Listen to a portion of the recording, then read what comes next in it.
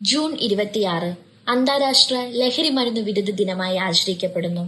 ലഹരിയുടെ ഭീഷണിയെക്കുറിച്ചും അതിന്റെ സാമൂഹിക, മാനസിക, സാമ്പത്തിക പ്രതിഫലങ്ങളെക്കുറിച്ചും ജനങ്ങളിൽ അവബോധം സൃഷ്ടിക്കുക എന്നതാണ് ഈ ദിനത്തിന്റെ പ്രധാന ലക്ഷ്യം.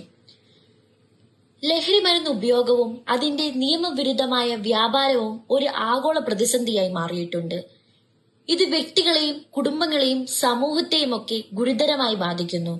ആരോഗ്യപരമായും സാമൂഹികപരമായും വലിയ പ്രത്യാഘാതങ്ങളാണ് ലഹരി ആകെ ഉണ്ടാക്കുന്നത്. ഔദ്യോഗിക കണക്കുകൾ പ്രകാരം ആഗോളതലത്തിൽ ഏകദേശം 29.2 കോടി പേർ ലഹരി മരുന്നുകൾ ഉപയോഗിക്കുന്നു. പക്ഷേ യഥാർത്ഥ കണക്കുകൾ ഇതിനേക്കാൾ പല മടങ്ങ് കൂടുതലായിരിക്കണമെന്നതാണ് വിദഗ്ധരുടെ അഭിപ്രായം. ലഹരി കടത്ത് കുറ്റകൃത്യങ്ങൾ വർദ്ധിപ്പിക്കുകയും സമൂഹത്തിന്റെ ആന്തരിക സുരക്ഷയ്ക്ക് വലിയ ഭീഷണിയായി മാറുകയും ചെയ്യുന്നു. ശാരീരികവും മാനസികവുമായ ആരോഗ്യ പ്രശ്നങ്ങൾ ഇത് വഴിവെക്കുന്നു.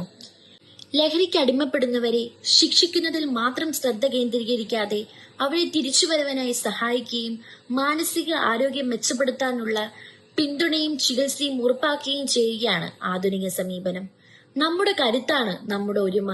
ലഹരിക്കെതിരെയായുള്ള പോരാട്ടം ഓരോരുത്തരുടെയും ഉത്തരവാദിത്തമാണ്. News bureau, Kannur media.